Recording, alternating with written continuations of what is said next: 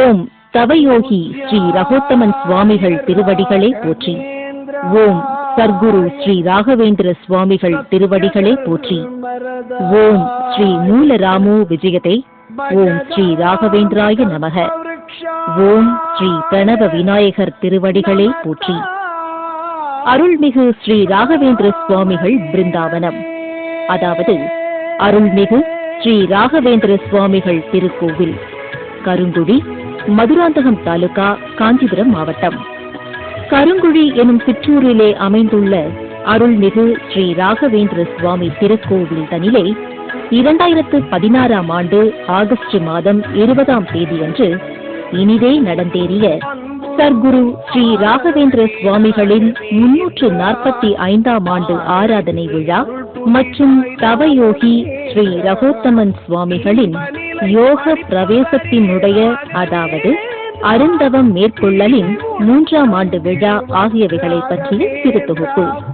மணியோசை எனும் மங்கள ஒலியும் தவில் நாகஸ்வர மங்கள ஒலியும் முழங்க தெய்வ திருவடிவங்களை கொண்ட திருக்கதவிற்கு உரிய மரியாதைகளை செய்து பக்தர் பெருமக்கள் தீபாராதனை செய்கின்றனர். சாவியின் உதவியோடு பூட்டு திறக்கப்பட்டு கதவுகளை கடந்து பக்தர்கள் உள்ளே செல்கின்றனர். அந்த கதவினை கடந்துள்ள அறைக்குள்ளே சென்றால் அற்புதமிகு தரிசனம் கிடைக்கிறது. நாக ஆசனம் அதுதனிலே தவயோகி ஸ்ரீ ரகோத்தமன் சுவாமிகள் அவர்கள் அமர்ந்து கண்களை மூடி பெருந்தவம் செய்கிறார். பக்தர் ஒருவர் சுவாமிகள் அவர்களுக்கு மலர்ச்சர மாலையினை அணிவித்தார். 5 தலை நாகக்குடைக்கும் அந்த பக்தர் மலர்ச்சர மாலையினை அணிவித்தார்.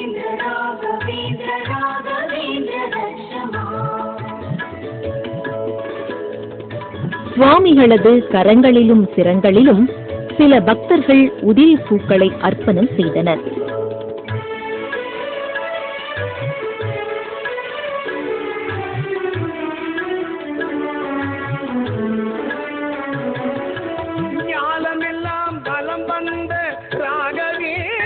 கண்களை மூடி அருந்தவ நிலையில் அமர்ந்திருந்த சுவாமிகளுக்கு பக்த தம்பதியினர் கற்பூர ஹாரத்தை எடுத்து நல்லருள் பெற்றனர்.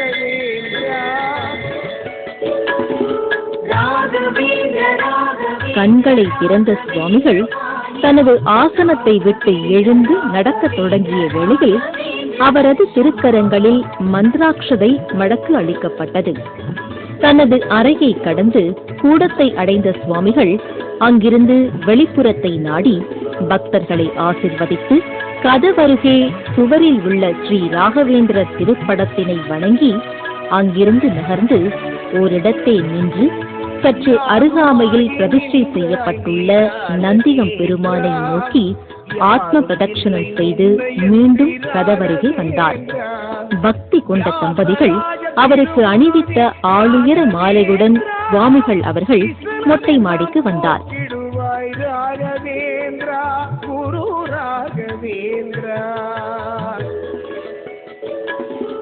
மிருகங்களுக்கும் தாவர இனங்களுக்கும் உணவு அளிக்கக்கூடிய பூத யக்ஞ நியதிப்படி அங்கே பறவைகளுக்கு உணவிட்டார் தவயோகி சுவாமிகள் அவர்கள்.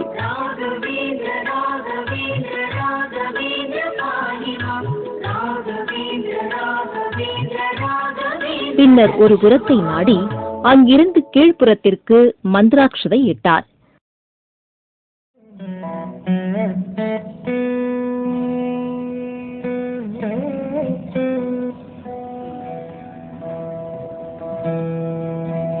அங்கிருந்து புறப்பட்ட சுவாமிகள் அவர்கள் தரைத்தளத்திற்கு வந்து முத்துமாரியம்மன் கோவிலை வலமாக வந்தார்.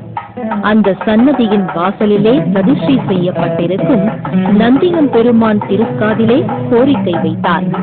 நந்தியம் பெருமான் காது வழியாக சிவபெருமானுக்கு கோரிக்கை விடுப்பது மரபாக உள்ளது. நந்தியம் பெருமானை வலம் வந்து அவர் காதிலே தவயோகி சுவாமிகள் வைத்த கோரிக்கை என்ன தெரியுமா? உலக உயிர்கள் அனைத்தும் நன்மை பெற்று அமைதியும் செழிப்பும் விளங்க வேண்டும் என்பதே ஆகும். அந்த கோரிக்கை மூலமாக நாம் பாக்கியசாலிகள் ஆகிவிட்டோம் அல்லவா? அடுத்ததாக சுவாமிகள் அவர்கள் நாகர் சன்னதியை பலமாக வந்து மந்திராட்சதை இட்டார். ஸ்ரீ ராகவேந்திரர் பிருந்தாவனத்தின் வாசலிலே மங்களமிகு கோமாதா மற்றும் கன்று ஆகியவை அருளந்தமாக நின்றிருந்தன.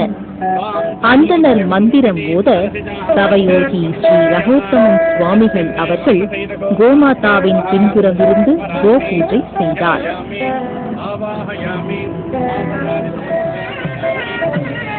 பின்னர் மாலைகள், சந்தனம், குங்குமம் அணிந்த கோமாதா மற்றும் கன்றிற்கு சுவாமிகள் அவர்கள் மலரிட்டு தூபம் காட்டினார். பசுவிற்கு பழம் கொடுத்து வலமாக வந்தார். புனிதமிகு பசுக்களை பராமரிக்கும் கோசாலையில் இருந்து ஒரு முறை இறைவனின் பெயரை சொன்னால் 1000 முறைகள் சொன்ன பலன் கிடைக்கும் என்பதனை நினைவில் கொள்ள வேண்டும். கெட்டி மேளம், மணி ஆகியவைகள் மங்கள ஒலிகளை எழுப்பிக் கொண்டிருந்த அப்புனித வேளையில் சுவாமிகள் அவர்கள் மீண்டும் பசுவின் பின்புறத்தினை அடைந்து தீபாராதனை செய்தார்.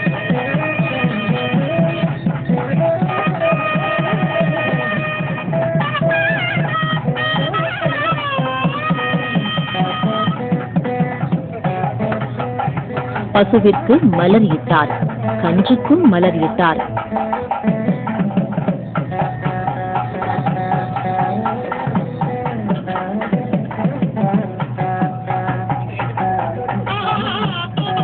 பசுவின் மீதிருந்த குங்குமத்தை சுவாமிகள் அவர்கள் இட்டுக்கொண்டு அந்த பசுவின் மீது மந்திராட்சதை இட்டார். பசுவின் திருமுகத்திற்கு மலர்களை இட்டு பழம் கொடுத்தார்.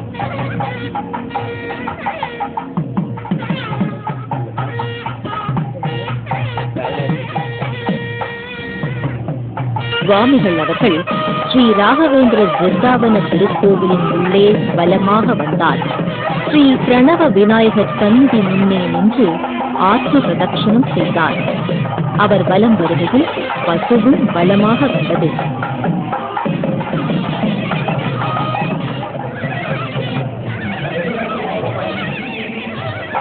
ஸ்ரீ வீர ஆஞ்சநேயர் சன்னதிக்குள் சென்ற சுவாமிகள் அந்த சன்னதியின் உள்ளே இருக்கும் மணியினை ஒலிக்கச் செய்து ஸ்ரீ வீர ஆஞ்சநேயரின் திருமுகத்தில் தனது முகத்தினை பதித்தார். அடுத்ததாக தவயோகி ஸ்ரீ ரகோத்தமன் சுவாமிகள் அவர்கள் ஸ்ரீ ராகவேந்திர சுவாமிகளின் சன்னதிக்கு உள்ளே சென்றார். ஸ்ரீ ராகவேந்திர சுவாமிகளுடைய ஜீவ சமாதி அமைப்பு, ஸ்ரீ ராகவேந்திர சுவாமியின் கல் திருமேனி மற்றும் உலோக உற்சவ திருமேனி ஆகியவைகள் உள்ள திருச்சன்னதி இது. ஆலயம் என்று சொன்னால் அதிலே பிராகார வலம் என்பதும் முக்கியமான ஒன்றாகும். தவயோகி ஸ்ரீ ரகோத்தமன் சுவாமிகள் அவர்கள் ஸ்ரீ ராகவேந்திர சுவாமியின் சன்னதியை பலமாக வந்து கோஷ்டங்களில் மந்திராட்சரை இட்டார். மக்கள் நன்மையை முன்னிட்டு இக்கோவிலை நிர்மாணித்துள்ளார் தவயோகி ஸ்ரீ ரகோத்தமன் சுவாமிகள் அவர்கள். சுவாமிகள் அவர்கள் கோவிலை விட்டு வெளியேறி கோவிலுக்கு பின்புறம் சென்றார். அங்கேதான் மேடை அமைக்கப்பட்டிருந்தது.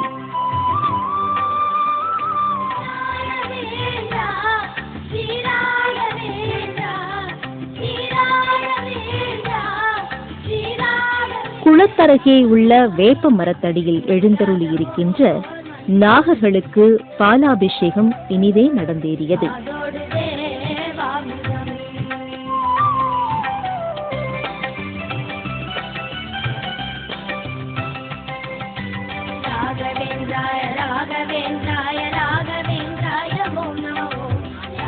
விசேஷ காலம் என்பதால் ஸ்ரீ ராகவேந்திர சுவாமி கோவில் முன்னே குலைத்தள்ளிய வாழை மரம் கட்டப்பட்டிருந்தது.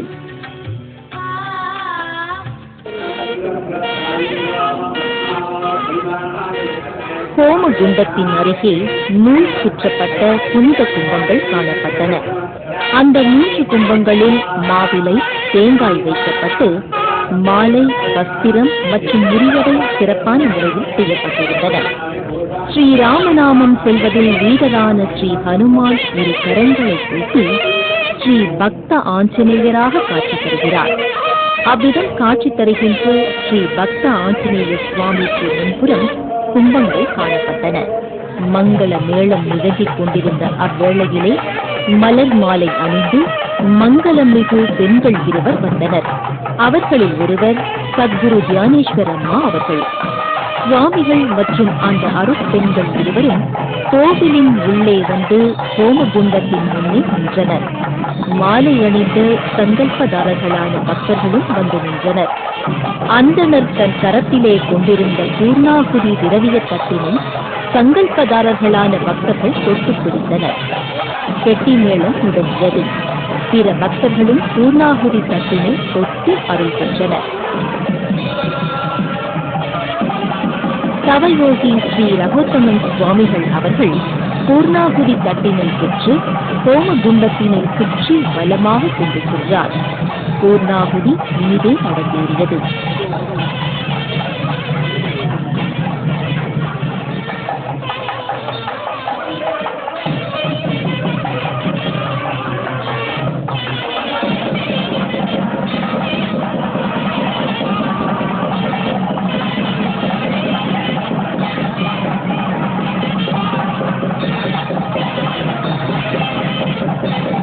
ஸ்ரீக்கு ஸ்ருவம் கொண்டு அந்தணர் ஹோமத்தழலில் நீர் வார்த்தார்.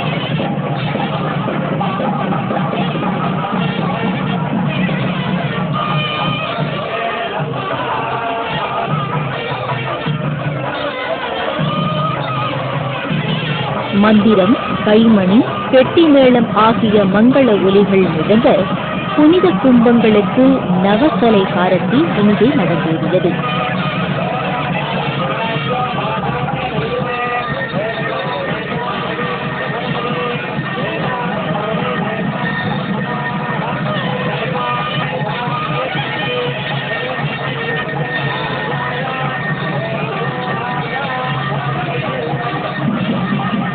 மலர்கள் மற்றும் அருகம்புல்லை நவகலை பாரத்தியில் சுற்றி 3 கும்பங்களின் மீது இட்டார் அந்தணர். மலர்கள் மற்றும் மந்திராட்சதையை ஹோமத்தழலில் இட்டார் தவயோகி ஸ்ரீ ரகோத்தம சுவாமிகள் அவர்கள்.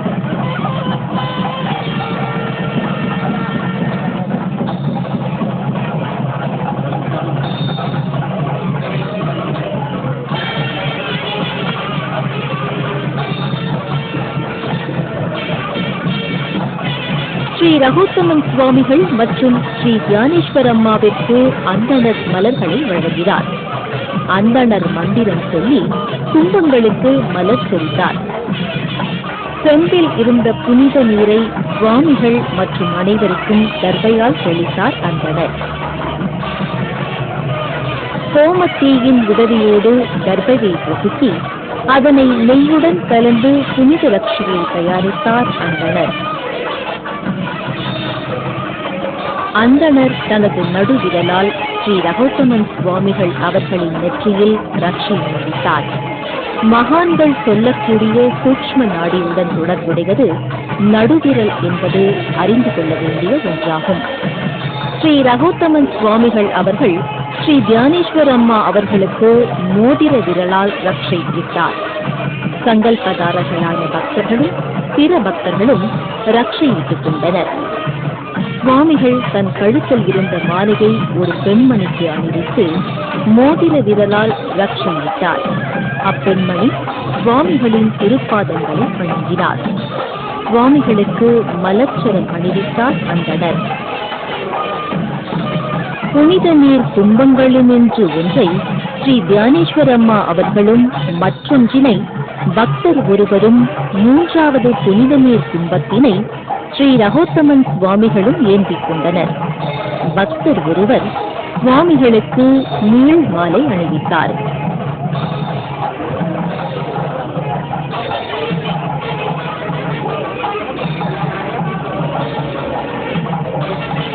இரண்டு பக்தர்கள் சுவாமிகளிடம் ஆசி பெற்றனர்.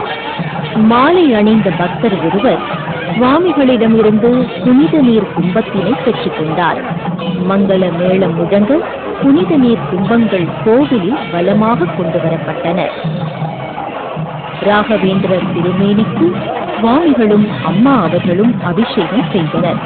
அப்போது வந்த சேகண்டி மற்றும் முரசு ஒலிகள் அருண் அலைகளை கூட்டிக் கொண்டிருந்தன.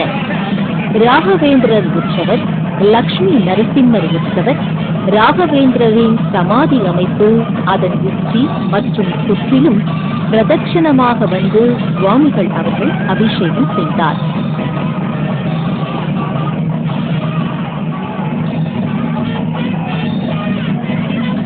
புனித நீரை சுவாமிகள் அவர்கள் அந்தணருக்கும் தனக்கும் தியானேஸ்வர் அம்மாவிற்கும் புரோஷனம் செய்தார்.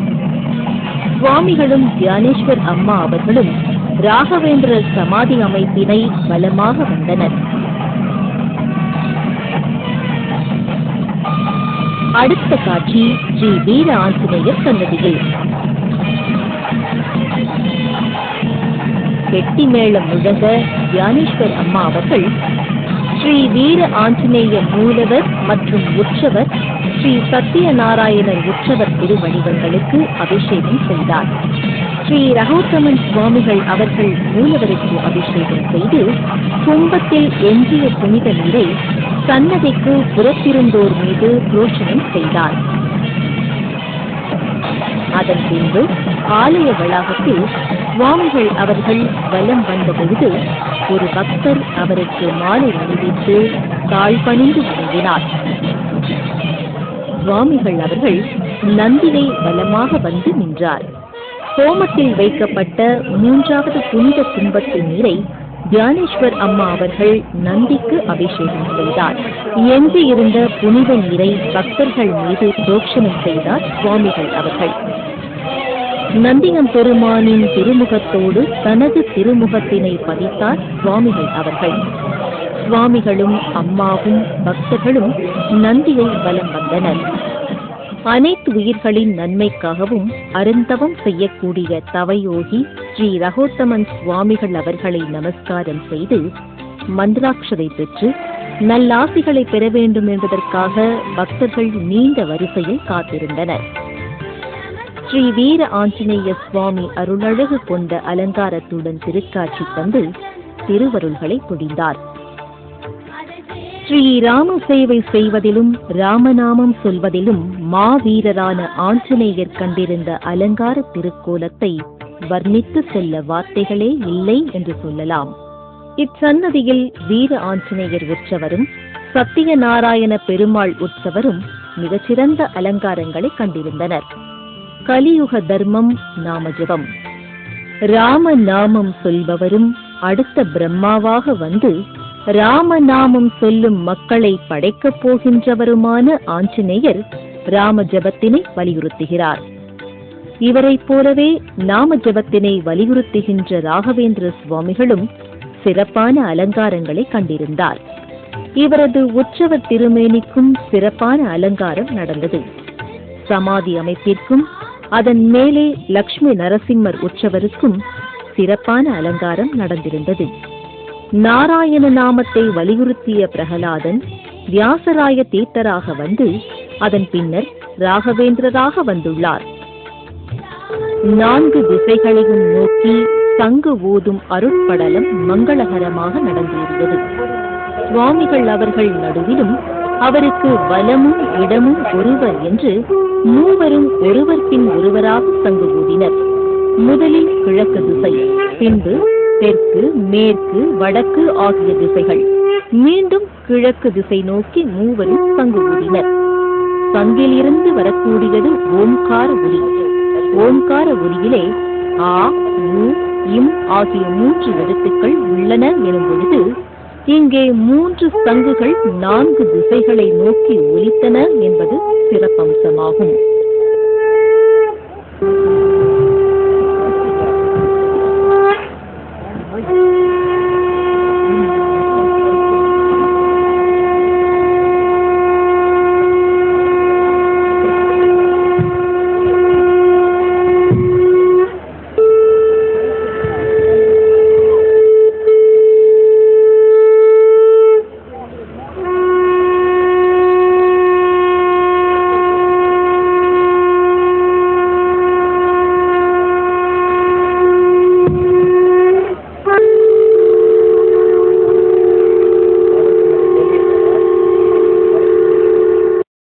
விழாவிற்கான மேடையில் அரசுத்துறை சார்ந்தோர் விருந்தினர்களாக விளங்கியதை காண முடிந்தது.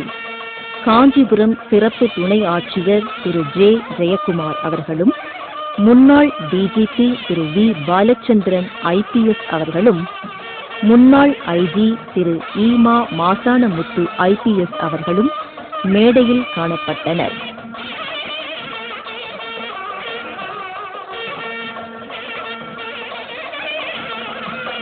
முன்னாள் DGP Thiru V. Balachandran IPS அவர்களுக்கும் அவர் மனைவிக்கும் ஒரு சேர சால்வை அணிவிக்கப்பட்டது. அவ்விருவருக்கும் மாலைகள் அணிவிக்கப்பட்டன.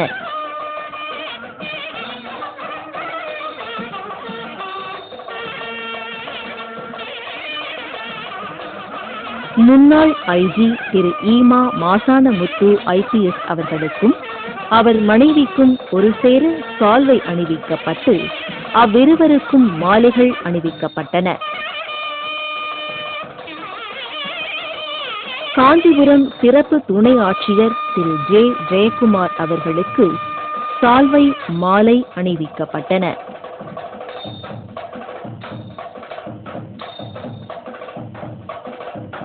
ஸ்ரீ திரிசக்தி அம்மன் ஆலய நிறுவனரான ஸ்ரீ கிருஷ்ணன் குட்டி சுவாமிகளுக்கு சால்வை மாலை அணிவிக்கப்பட்டன.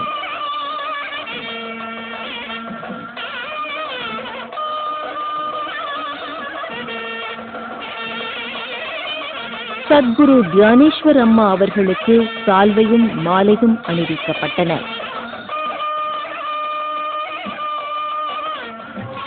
அன்றைய தின நிகழ்ச்சி நிரலில் புத்தக வெளியீடு என்பதும் இருந்தது. சத்குரு தியானேஸ்வர் அம்மா அவர்கள் இயற்றிய யான் கண்ட சிவம் என்கிற புத்தகத்தின் வெளியீட்டு விழா அது. யான் கண்ட சிவம் எனும் அந்த அற்புத புத்தகத்தின் முதல் பிரதியை முன்னாள் DGP Thiru V. Balachandran IPS அவர்கள் வெளியிட்டார். முன்னாள் IG திரு ஈமா மாசானமுத்து IPS அவர்கள் பெற்றுக்கொண்டார். அப்புத்தகத்தின் இரண்டாவது பிரதியினை காஞ்சிபுரம் சிறப்பு துணை ஆட்சியர் திரு ஜே. ஜெயக்குமார் அவர்கள் வழங்கினார்கள்.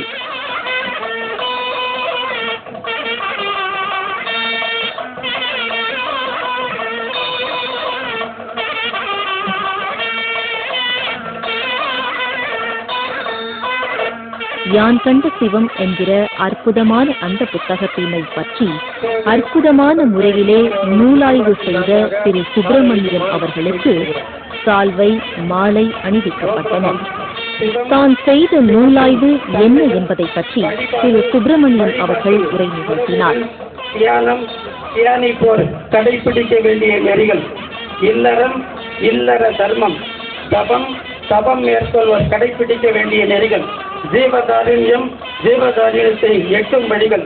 இவை எல்லாவற்றிற்கும் மேலாக நமது தவயோகி அவர்களுடைய யோக பிரவேச நிலை என்கிற பல வகைப்பாடுகளாக அநேக கட்டுரைகள் நூலில் சொல்லப்பட்டிருக்கின்றன.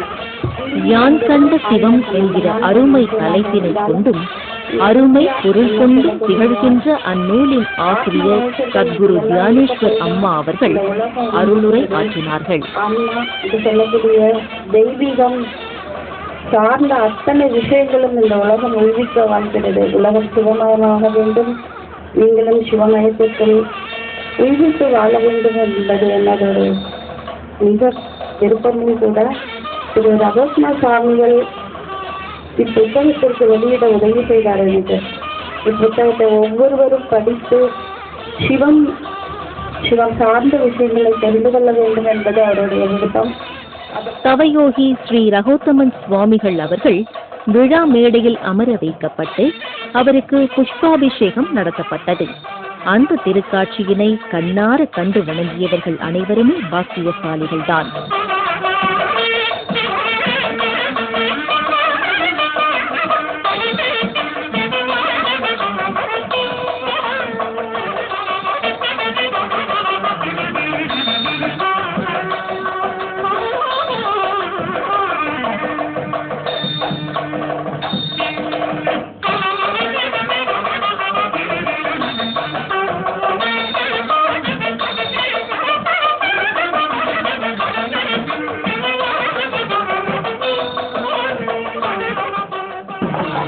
சுவாமிகள் அவர்கள் மேடையை விட்டு கீழே இறங்கினார். சங்கு ஒலியும் மேள ஒலியும் முழங்க சுவாமிகள் அவர்கள் ஸ்ரீ ராகவேந்திரர் பிருந்தாவன கோவிலின் அருகிலே இருக்கும் ஸ்ரீ மாரியம்மன் கோவிலுக்கு சென்றார்.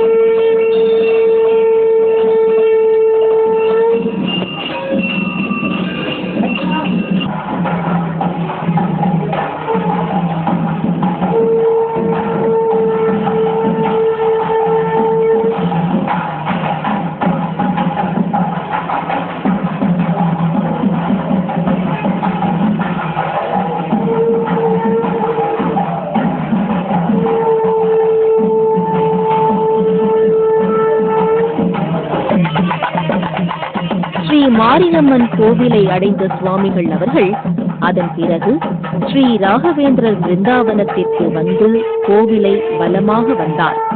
ஸ்ரீ பிரணவ விநாயகர் சன்னதிக்கு முன்னே ஆத்ம பிரதட்சணம் செய்து வலமாக வந்து ஸ்ரீ வீர ஆஞ்சநேயர் சுவாமியின் சன்னதிக்குள் சென்றார்.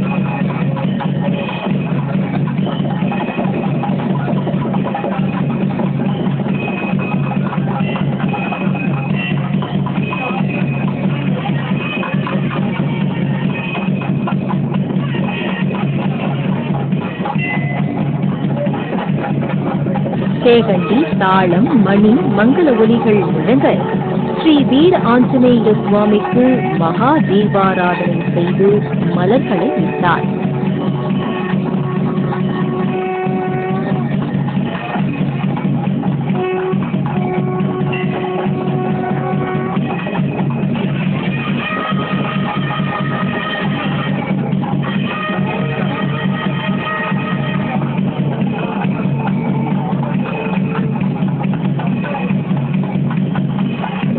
அதன் பிறகு சுவாமிகள் அவர்கள் மகா தீபாராதனையின் பொருட்டு ஸ்ரீ ராகவேந்திர சுவாமியின் சன்னதிக்குள் சென்றார். மங்கள மேளம், சங்கு, தேகண்டி முழங்க தவயோகி ஸ்ரீ ரகோத்தமன் சுவாமிகள் அவர்களும் சத்குரு தியானேஸ்வர் அம்மா அவர்களும் நவகலை ஆரத்தி செய்தனர். மகா மங்கள ஆராதனை இனிதே நடைபெறுகிறது.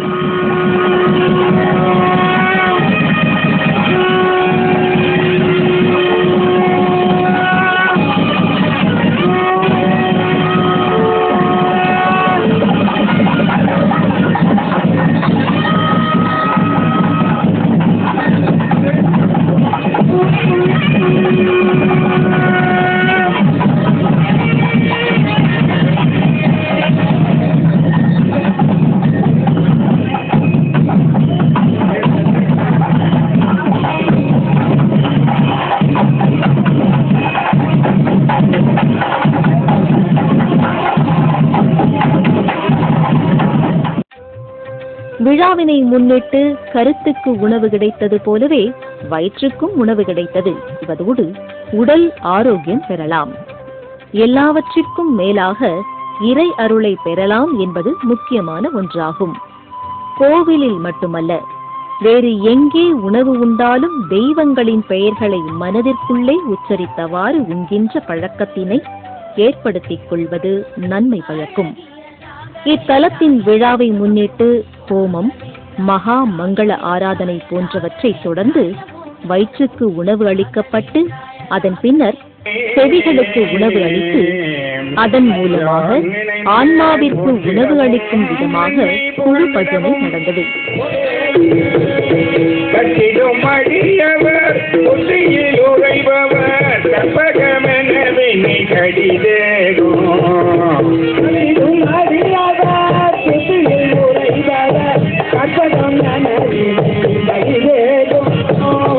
மத்தமும் அகியமோ வைத்திடும் அரண்மகன் மற்பொருள் தீரல் போய மதயானை.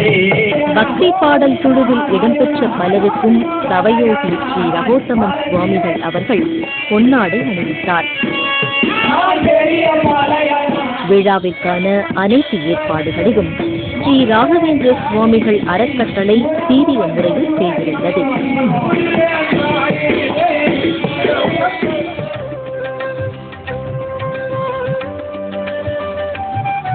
அன்றைய தினம் இரவு 8 மணிக்கு தவயோகி ஸ்ரீ ரகோத்தமன் சுவாமிகள் அவர்கள் தன்னுடைய தனி அறைக்கு சென்று அருந்தவம் இயற்றுவதற்காக நாக ஆசனத்தில் அமர்ந்தார். அவரது பக்தர்கள் வெளிப்புறம் இருக்கும் கதவுகளை சாற்றி பூட்டி அக்கதவுகளுக்கு பூஜை செய்தனர். தவயோகி ஸ்ரீ ரகோத்தமன் சுவாமிகள் தனது அறையிலே இருந்து 1 மாத கால அளவிற்கு அருந்தவம் செய்யும் பொழுது வெளிப்புறம் உள்ள கதவுகள் பூட்டிய நிலையிலேயே இருப்பன. 1 மாத கால அளவிற்கு அவர் அந்த அறையிலே தன்னந்தனியாக இருந்து உலக நன்மைக்காக அருந்தவம் செய்கிறார். அன்ன ஆகாரமின்றி தவம் செய்கிறார். பௌர்ணமி அன்று மட்டும் காலை கதவு திறக்கப்பட்டு பக்தர்களுக்கு காட்சி கொடுத்து ஆசீர்வாதம் செய்கிறார். அன்றைய தினம் இரவு அவர் அறைக்குள் சென்றவுடன் கதவுகள் பூட்டப்படுகின்றன. மீண்டும் அடுத்த பௌர்ணமி அன்றுதான் அவர் வெளியே வருவார். ஓம் ஸ்ரீ மூலராமோ விடவே, ஓம் ஸ்ரீ ராகவேந்திராய நமக.